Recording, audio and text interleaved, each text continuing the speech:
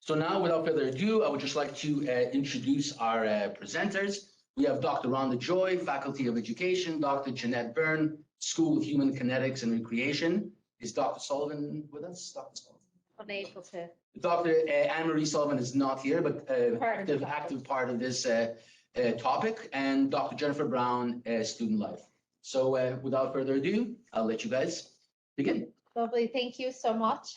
I just want to check, I guess, for the folks online, is there a place that we should stand so that they can actually, or do they not even need to see us? I know yesterday they tried to get us to stand where we could be, we were viewed. When you are around, perfect. Okay.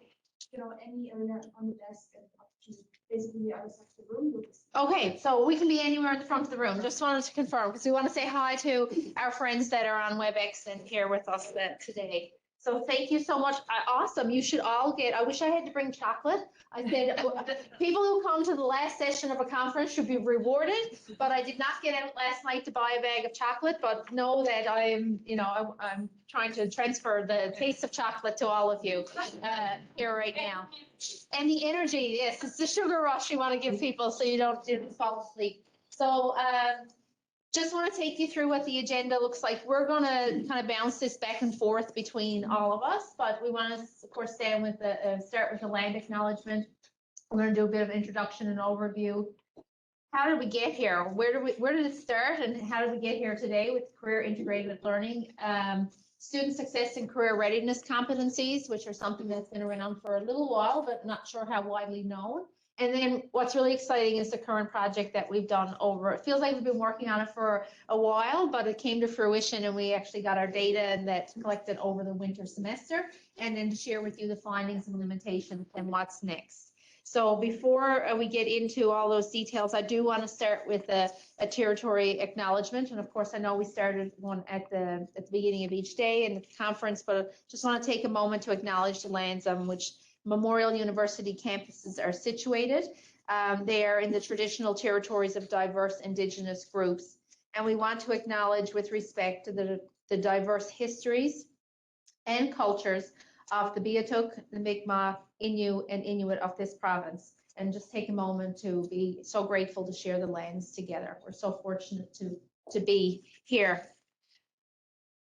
So we'll just move to, I just wanted to speak to, there's a lot of discourse about employability skills and the purpose of higher education and why students go to university, and there's a lot of friction sometimes when we think about that, and the purpose of universities and higher education. And there's some people who don't think that it's our job at a university to make sure that students get a job, and yet students and parents and governments and many stakeholders and students in particular tell us that their main reason for coming to university is career related. It is for the job at the end. It is to have a bright future and have those opportunities. And so somewhere in the middle there is.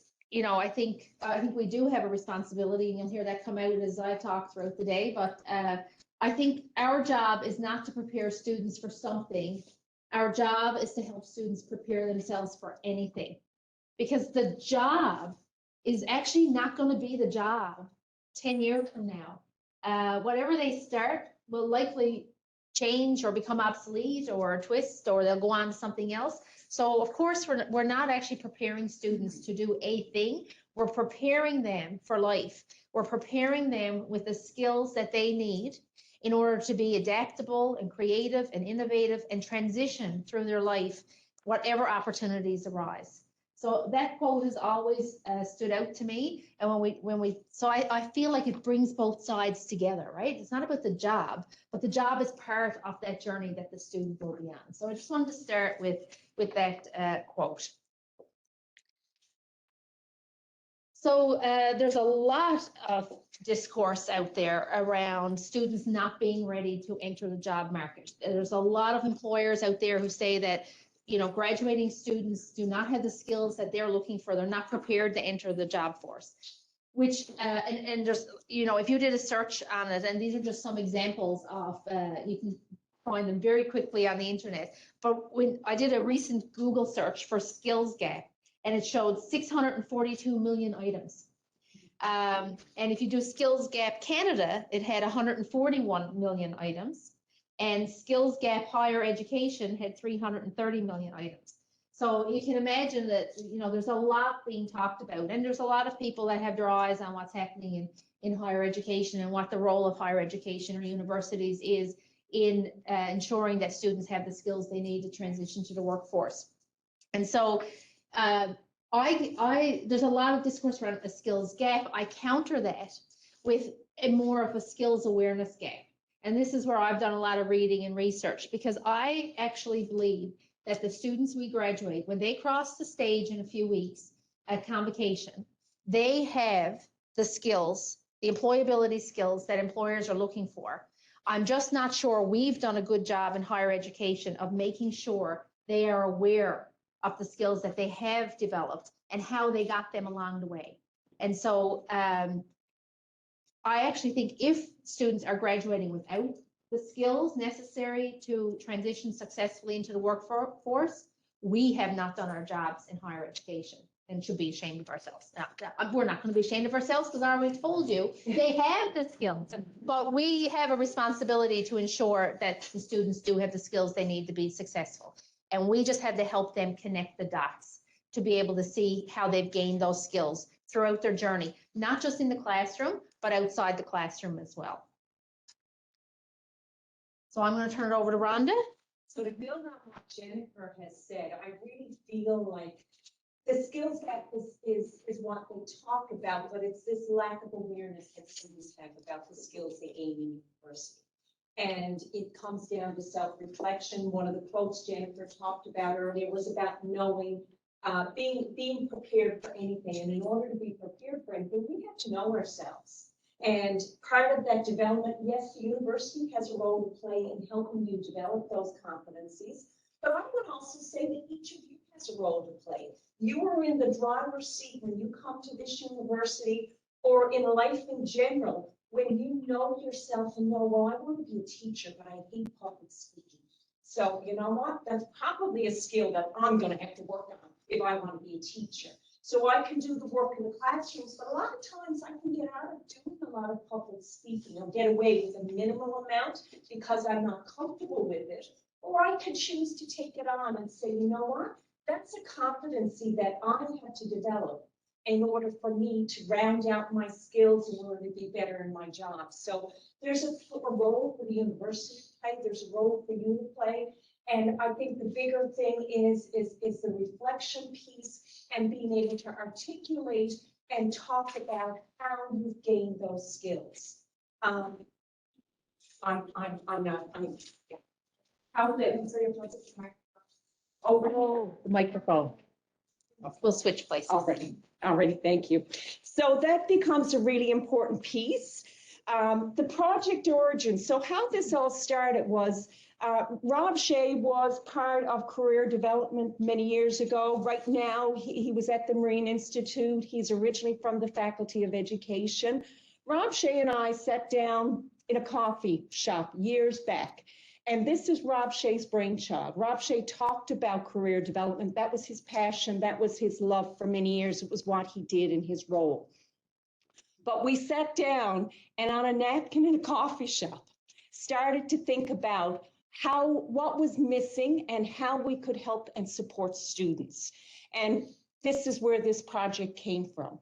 And the name Career Integrated Learning became about how we do this for students with work in the classroom. We have work integrated learning where you do work placements and you learn work skills through your work placement, but this is different. This is actually looking at the skills you learn in the classroom, because all of you will learn your content. All of you will have, whether it's education, biochemistry, engineering, business, all of you will learn content in your courses, but in learning that content, you develop a set of transferable skills that can be used anywhere. Just think about some of the evaluations that you are required to do in different courses and what that requires from the individual.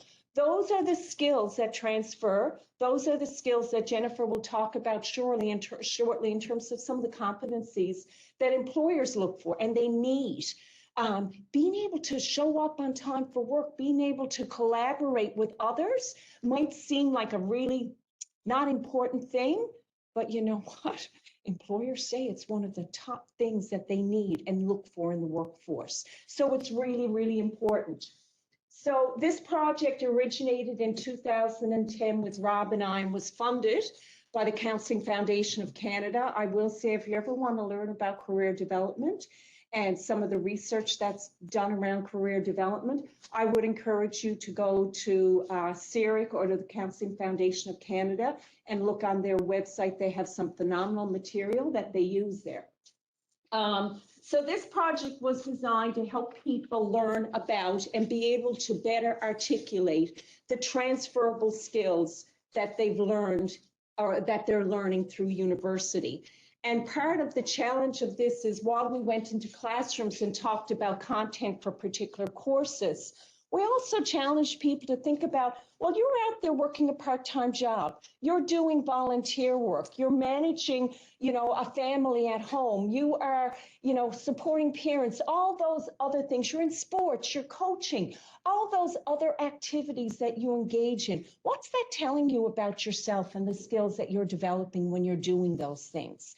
And while we worked in one classroom, we also would challenge students to think about, look at your other classes. Look at the competencies and the work and evaluations you're doing in other classes. What are you learning there? What types of skills are you picking up that are transferable? So while the work might not be done in other classes, we got students to try to think, challenge them to think about that in terms of their whole university experience. Oh, shoot. Okay. So where did career integrated learning come from? I already talked about Rob Shea, his background, but I came from a guidance counseling background in the school system for years. And then my background at MUN is in the counseling system or counseling program in the Faculty of Education and Administration. Jennifer's background is career.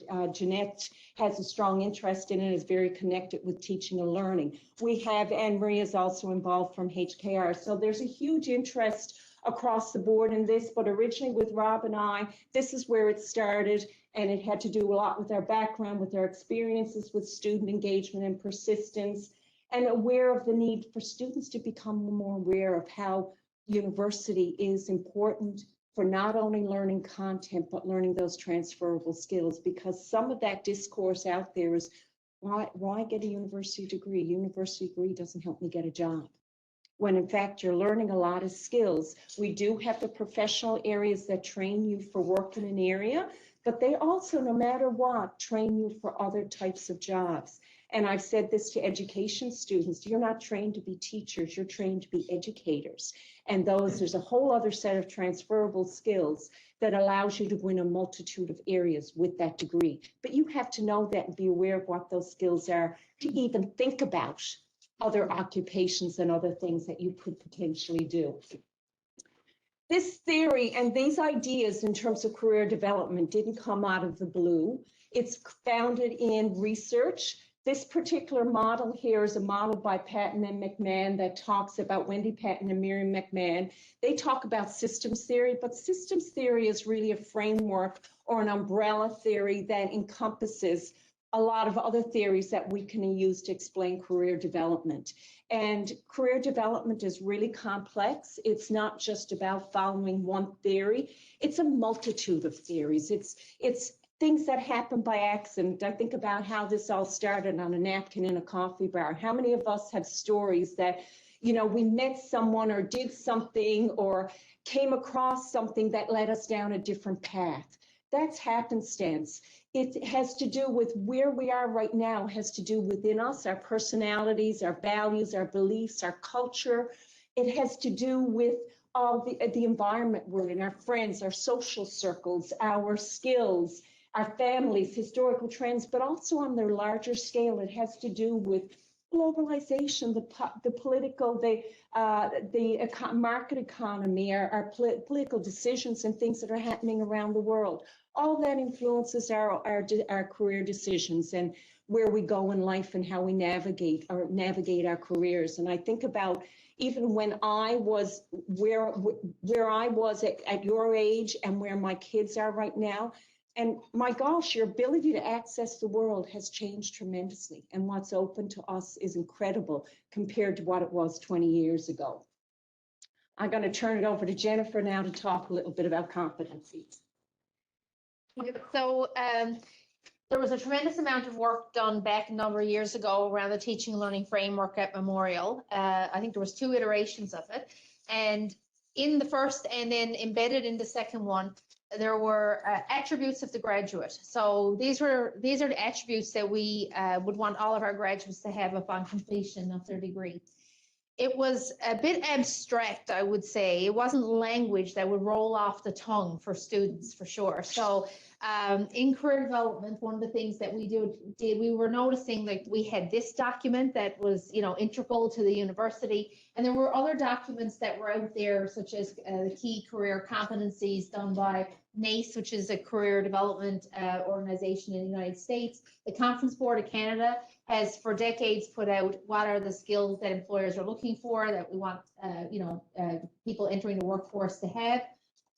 And our School of Graduate Studies also had competencies identified that they want in graduates upon completion. And so we took there was a lot of overlap between these documents and other documents that were out there available as well. So we took these 4 documents because we thought they were representative, plus they were embedded in Memorial. And we looked at what those skills were and came up with, again, because of the overlap in a lot of it, these 10 student success competencies. So I apologize because it's probably a little bit difficult to read, a lot on the slide there, I know. But this is on the career development website, and we can certainly make sure that you get access to that. And so trying to have it so that students could kind of see, oh, what are these, what is it that I should have at the end? Well, you should have your academic knowledge. That is critical. You've come here for specific training. But then all these other ones are really those transferable skills. These are these human skills that, I don't think AI is going to recreate or anything. Professionalism is in there, teamwork, communication, adaptability and resilience.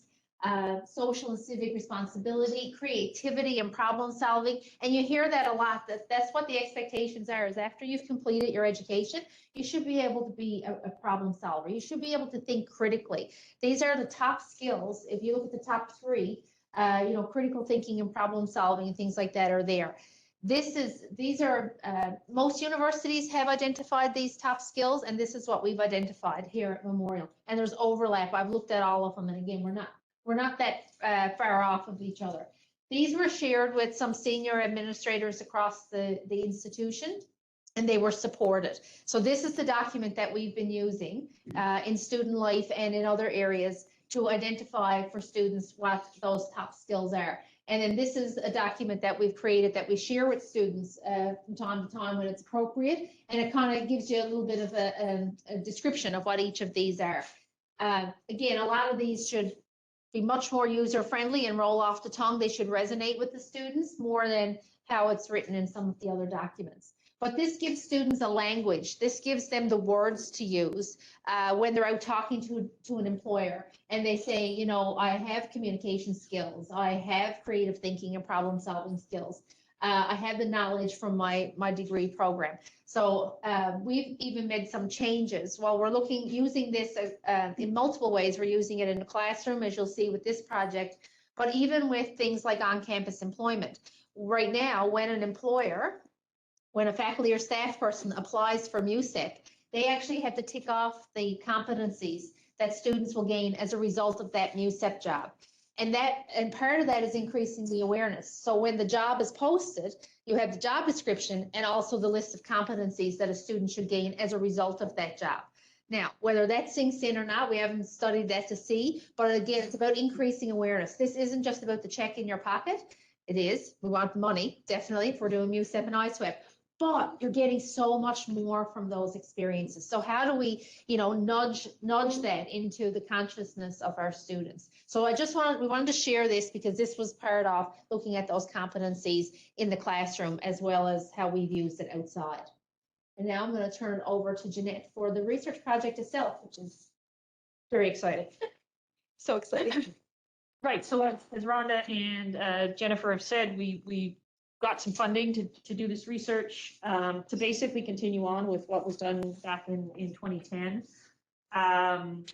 It was a partnership between Faculty of Education, School of Human Kinetics and Recreation, and Student Life, and we really had two goals. The first goal was to examine undergraduate student knowledge of transferable skills that they developed while completing their degrees. So to see if that skills awareness gap actually existed. And then the second piece was more of an intervention to help students to reflect and sort of become more aware of and better able to articulate those skills. So we know they're getting those skills in our classes and in our programs, but when they graduate, they're not actually aware. So the intervention was to see if we could help students become more aware of those skills. We had two groups of students.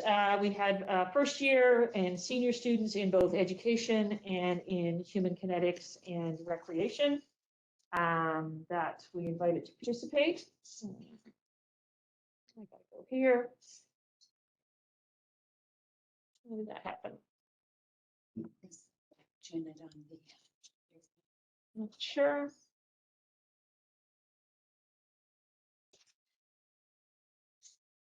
There we go.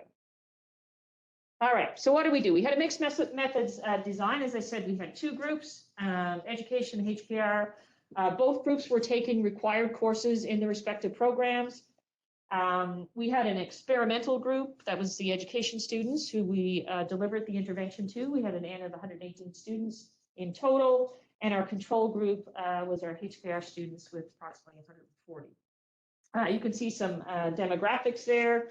I don't think I need to go through those. They're fairly typical of the demographics of our student population.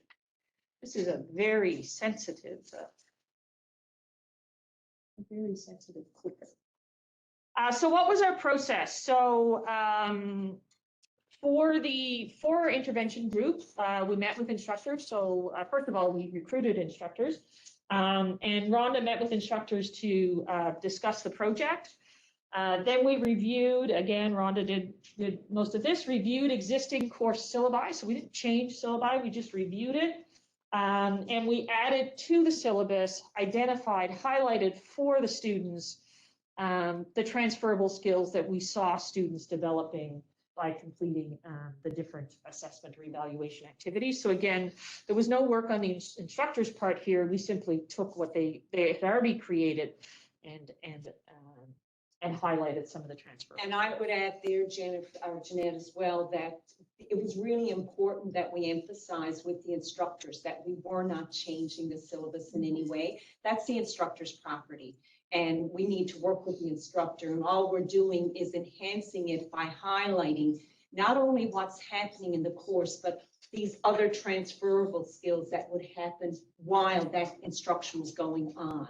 So that seemed to be a really important thing to emphasize when we met with the instructors as well. Mm-hmm.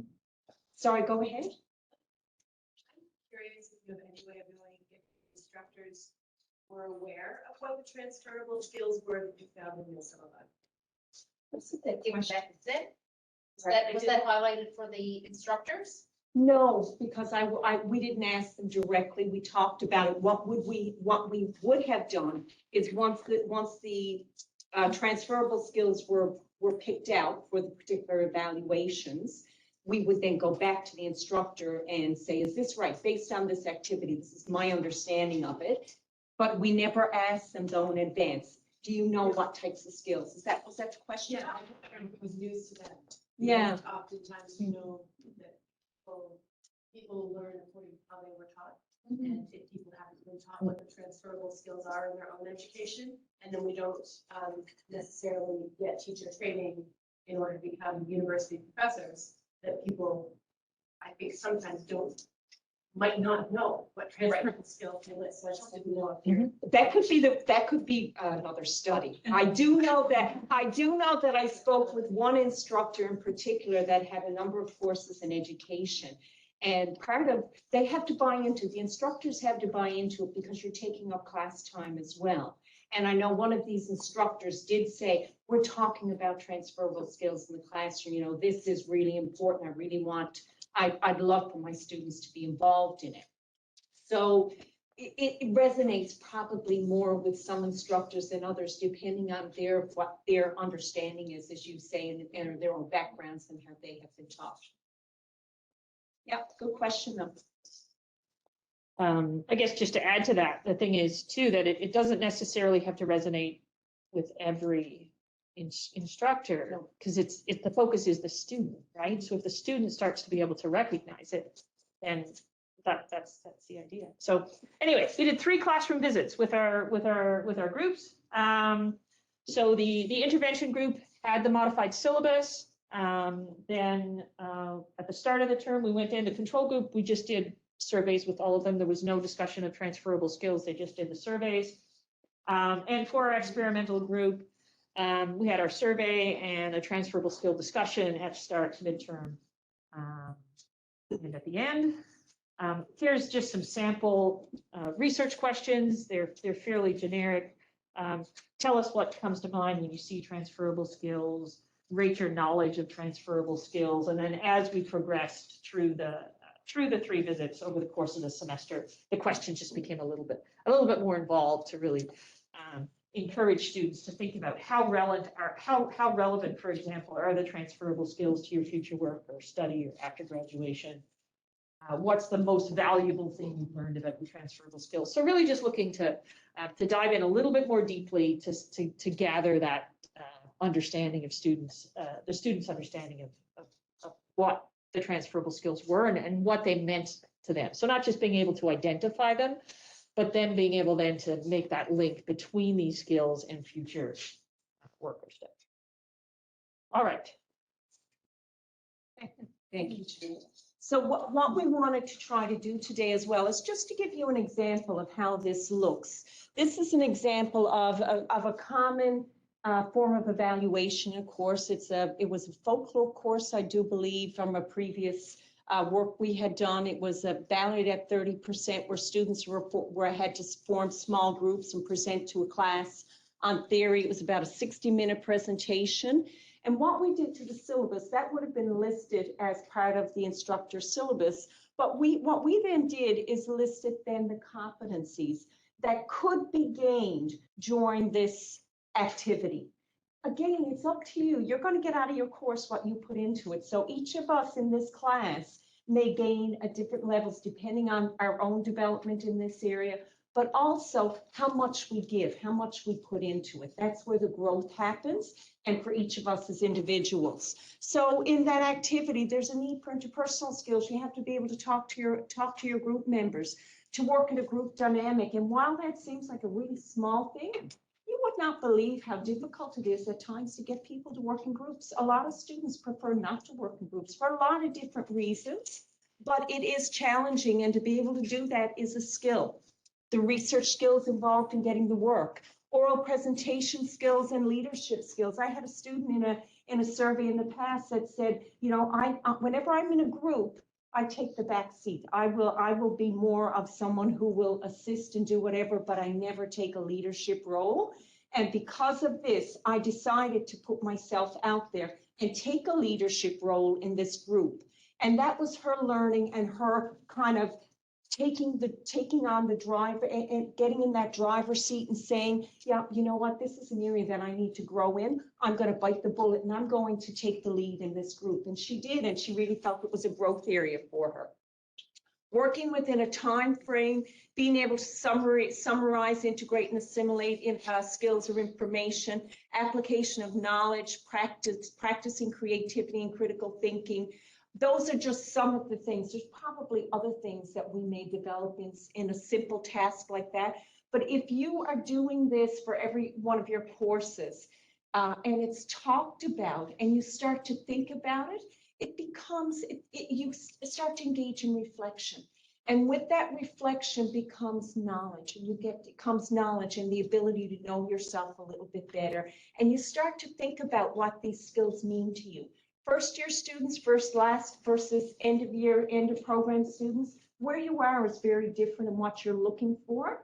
At the beginning, a lot of these skills might not mean anything, but it's nice to introduce them to you. But by the end, when you're thinking about work and thinking about, oh God, I spent all this money at university, what did I get from it? This is another piece that you can add to, but a skill set that you can put in your toolbox for when you actually go out and look for jobs or apply to grad programs. So they become really important. Okay, so back to you, Jeannette. All right, so we did all this fabulous stuff.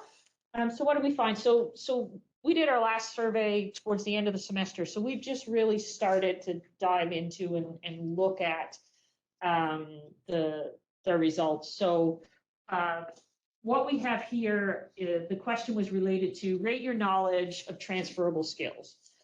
We had our intervention group and our experimental group in the dark green. It's pretty clear that when we first talked to them, the rating was essentially the same. The only one we've actually performed any statistical analysis on is contact number 3. So we just went in and did some really quick t-tests to say, hey, are these differences statistically significant? And in fact, they are. So it wasn't surprising, but it was nice to see that the intervention group did have a significantly higher knowledge, or rated their knowledge of transferable skills as higher than the control group. We did see some increases in the control group, but again, we haven't done the stats on that. We also haven't had the opportunity to go in and look at what Rhonda was just talking about. How does that differ between the first years and the fourth years? Was it different? And again, we haven't had the chance to do that analysis. So the intervention did help improve students' knowledge on transferable skills. And this question was asking them to rate the relevance of their knowledge on transferable skills to future study or future work. So this is the real purpose of the intervention, was to help decrease that skills gap, skills awareness gap. So this was a question that we only asked for the second and the third contact. So again, we have our intervention group and our control group. The stats on contact 3 show that the intervention group rated those transferable skills as being more relevant to future. So again, that was one of our goals, right? So the intervention did help students better appreciate the relevance. They were more knowledgeable of the skills, but they were also better able to appreciate the relevance of those skills to future. So I'll just come back over here closer to the mic for those online. And so, of course, there was a qualitative piece to this as well. It's always nice to get the student voice in here as well, not just the numbers. But when asked, tell us what comes to mind when you see the term transferable skills, there were some really good answers, I thought. And again, some of them were early in their academic journey and some of them were further along. But I think of skills that can be used in many contexts. Things we learn in class or other settings that can then be practically used in other settings. I think that's actually, like, we should be able to reference this. That's exactly what we do think transferable skills are, right? Skills that can be applied in an academic setting as well as elsewhere in a person's life. Example, problem solving, people skills, organization, working in a team environment or individually. It makes me think of skills you can take from one place that you learn and apply them in another place. And a skill you learn in one context that can be used in an alternate context. So some really good answers there. And then when asked, how do you feel learning about your own transferable skills will impact you in your future study or work? They gave some really thoughtful, I think, responses there was, I will use this in an interview. I will use this information. Jennifer, if I could add to that one, I had a student a couple of years back, I used to teach an undergrad course in counseling. And I had been talking about competencies in class, and one of the students went for a job interview for a job in Carlo. And she was told after the interview that she got the job because she talked about her competencies, and no one else was able to do that. And in England, they seem to be more competency focused than degree focused. So that really made a difference in terms of her ability to demonstrate her skills in a way that made sense to the interviewer. Excellent example. This person said, impacted my study because I appreciate what I'm learning more. So relevance, right? This actually is something bigger than just that thing on the piece of paper. It's something more. It allowed me to become more aware of my strengths so I can use them to my advantage. Again, internalizing the benefit of this. I will be more open-minded about my skills. So thinking about that transferability of the skills that they have and where they can apply them. And more aware now, thus I will be able to improve and acquire new transferable skills. So again, increasing that awareness so that as they gain other skills, maybe that they might not have gained in that particular example, they're thinking about it from their part-time job, they're thinking about it in other courses, in their labs and things like that. So just expanding that awareness of the skills they're gaining. It seemed to resonate there and came out in the feedback that we received. Yeah, I think it's back over to you, Rhonda, is it? Yeah, thank you, Jennifer. So we know that many of the skills that we're talking about today are actually infused in the curriculum, but the main key of what we're doing in this project, this career integrated learning project, is focusing on students' ability to reflect and actually articulate those skills. And that is critical, I think, to growth and development, and it's basically knowing thyself and being able to share that knowledge with other people and change and modify what you do or how you do it so that you continue on your own development and growth journey. There are lots of students who talk about their competencies and the importance of those competencies and learn from them. And we don't realize it. I think about one story that comes to mind is the Karate Kid who the sensei or whoever it was had him do all these menial tasks of cleaning of this. Oh, this is useless. This is horrible. It's, you know, it has no meaning. When in fact, while he was doing all of these things, there were skills that he was learning that were important to him. And the other thing I think about as an educator myself and having kids is that play. No one plays a waste of time. Get the kids in, they're wasting time playing. When play is one of the most important things you can do with the child or allow them to do, to use their imagination, creativity. That's how kids learn. So while they're doing these fun things, there's a whole lot of other things going on in terms of the growth and development. And that's what we're doing here. You're in university and some days are fun and some days are a slog. And what is it that we're getting out of this, whatever it is that we're doing, that we can walk away with and use in a multitude of things? That's what the key is. And I think that there is the assumption, the university, your instructor, the program, is they do believe that skills are being gained as a result of the education, that competencies are being developed. And I read a really good study out of one of the Southern Ontario universities, and it was looking at their psychology program. And they have 3 specific competencies that their students should have upon graduation. It was communication, critical thinking, and the third one escapes me right now. And so if you ask the faculty, they said, yes, these are the critical competencies that our students are gaining. But in actual fact, when they studied it, the students didn't know that they had them at the end of the program. So again, there was a disconnect between what the institution thinks the students are gaining and the awareness of what the students are actually gaining. So, you know, it's lost. I think that the students did gain those skills that they had identified, but no one had connected the dots for them to know that what they were doing in those 4 years of their psychology program was leading to the development of those competencies. So, you know, that's what we're that's a big part of this project is trying to, you know, connect those dots and get that disconnect to disappear.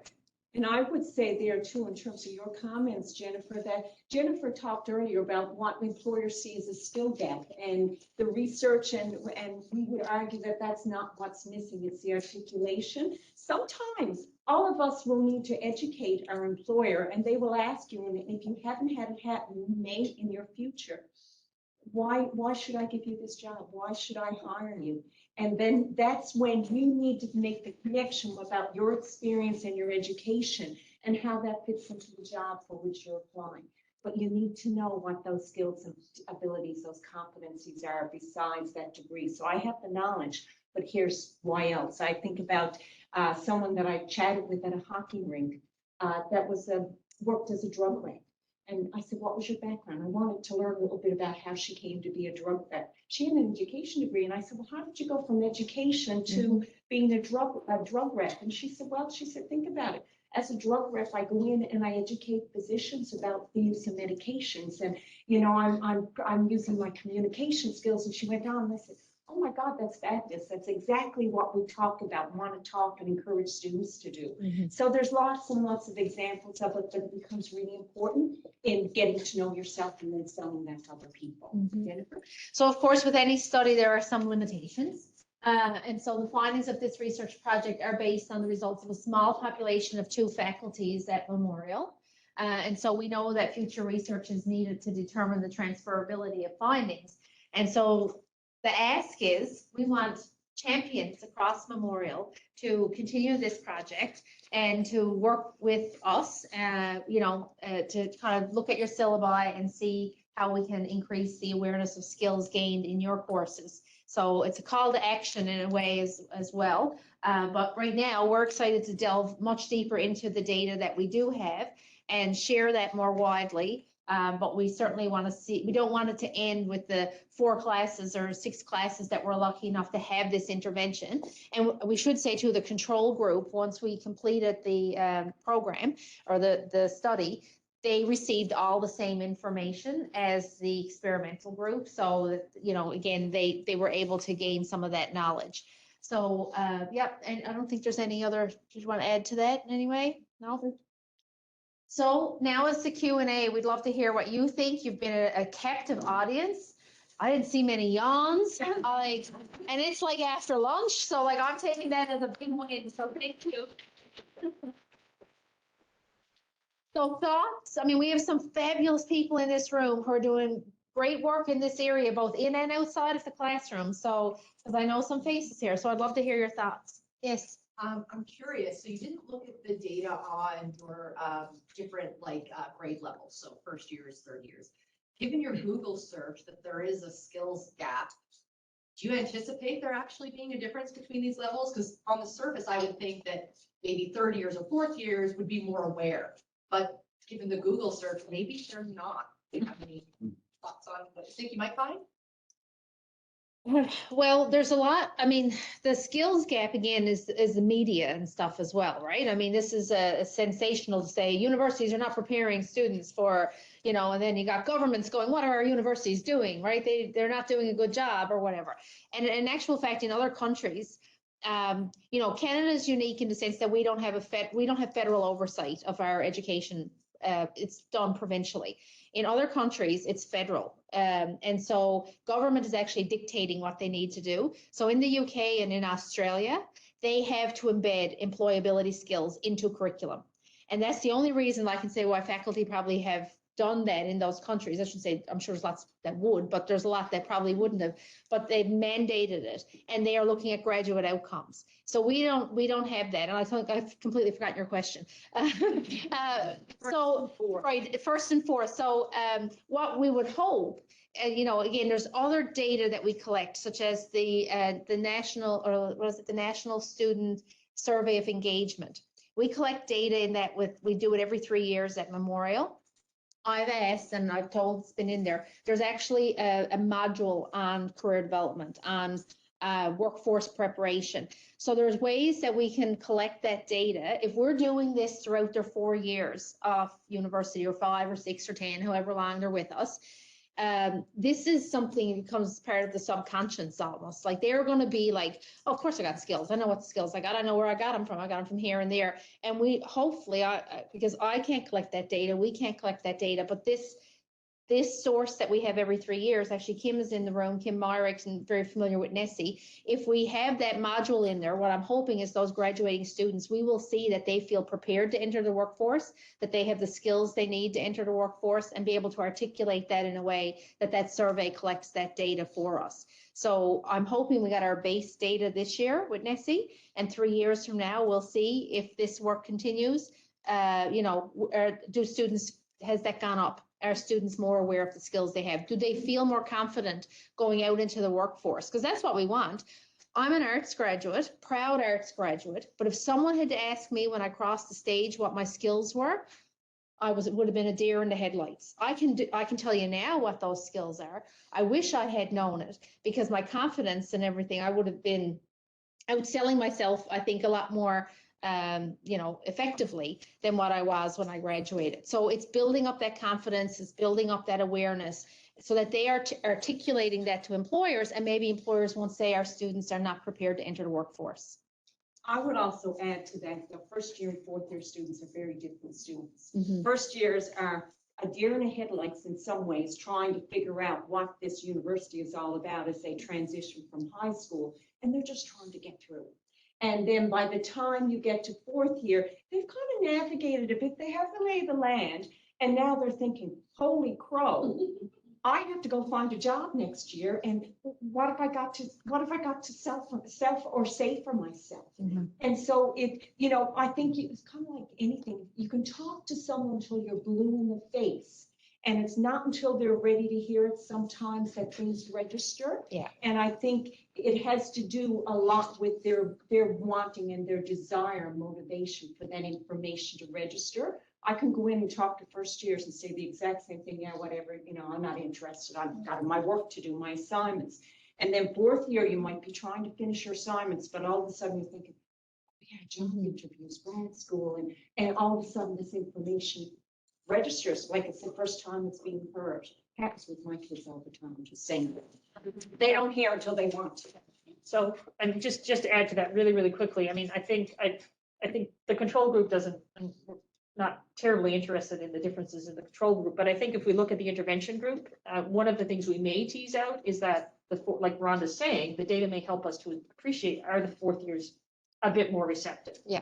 Which then can help to sort of, because we don't need to target every single year and every single class. So it might help us to tease out where do we get the most bang for the buck with adding some things. I don't know who had up first. It was Julia, okay, and then Lisa. Really exciting conversation. So we're going to hear a few hours just chatting. I remember, I don't know, this is more of a comment really. We had a music program, and I did a couple of music degrees, and I was a very good musician. And someone, when I looked to pivot in my career, someone said, well, what defines you, or what are you good at? What are your competencies? Using that language. And I said, really good singer. They said, well, what else? I mean, that's it. I'm just a really good singer. And I remember being so lost in the world, because that's all I was. But yet the competency of being a music student and being a master's music student and even performing around the world is huge in those transferable skills. Mhm. So I think this is really important to not just let the art students know, or the practical students know that doing practicals, but also just to chat about that and say, look, one performance equals this, or one paper of this equals that, or this robot that you built equals this. And I think it's a really important conversation with the students, but also those siloed faculty members who don't always know that a performance equals great communication skills and So like, this is a broad conversation. Mhm. It's extremely exciting. So how often have we heard an arts degree is a waste of time? You get absolutely nothing from an arts degree. And what we've learned out of that is one of the best degrees you can get in terms of transferable skills. There's a musical. What can you get with a BA in English? There you go. I had an English prof tell me that their partner was away studying in Philadelphia. And she said she applied for a job in a car factory, like Ford or something like that. She was looking for work while he was studying. And anyway, she got to 2 interviews and then was offered the job. And anyway, she kind of shook her head. She never thought she'd get the job. She said, why do you want to interview me? I know, or why do you want me to, why are you offering me the job? I know nothing about cars. That's the content. We know that you have these skills. You'll learn about the jobs. We know that you will learn about cars. You have the skill set to do that. Communication, writing skills, all these other skills that are transferable as a result of that degree. Mhm. So, but that becomes the important piece, so doesn't it? And part of that, though, is that this employer knew about that. Yes, that's interesting. Yeah. Yeah. So I think this is why these conversations among many different communities Yeah. Is extremely important. Yeah. Last Agreed, one Julia. was Lisa, I think. Lisa had her hand up next after Julia. Yeah, before I ask the question, I'm reminded of a poster in the engineering building at UNB. It said, "Real friends don't let friends take arts." Oh, yeah. That breaks my heart. Yeah. That But breaks my anyway, heart. here's my question. In the UK and in Australia, where it is federally, managed and governed, are there many resources for like interval self-assessments of the competencies? Because I would think, okay, what tools, what resources can be developed so that both students and professors alike would say, okay, at this period, this period, there can be some self-reflection and some assessment of the literacy, competency literacy, right? Yeah, so I'm gonna say yes, there is. I'm not as familiar with that part of it. I know that it's embedded like from K to 12 up, like they are embedding these career development concepts into the curriculum.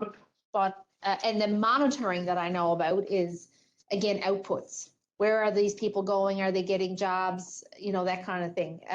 So I can't speak to it, but I can tell you that both countries have a tremendous amount of resources that have been developed.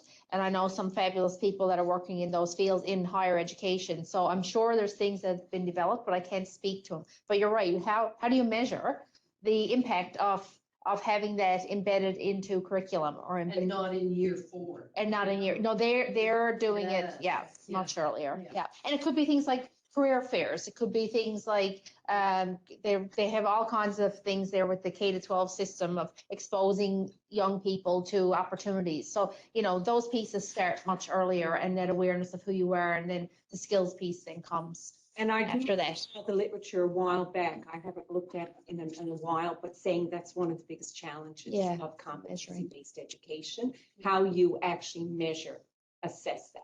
Yeah. Yeah.